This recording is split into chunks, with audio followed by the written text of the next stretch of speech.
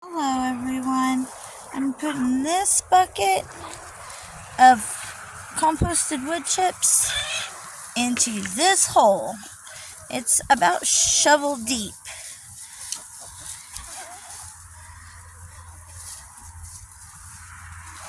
I'm not really exactly sure how big that shovel is, but it's shovel size. And we're going to put this in here.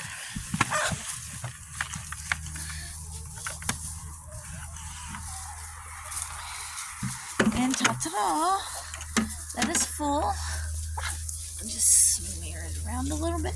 And I'm going to take this big fat tile and lay over the top of it so that the chickens cannot scratch all the stuff out of it. Woohoo! Now I have 3. I'm setting these up for some winter squash.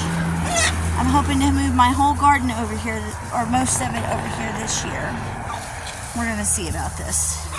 It's whole new fencing and everything, but going to work on getting these chickens their own chicken hut. And that'll make the world a difference. Thanks for stopping by.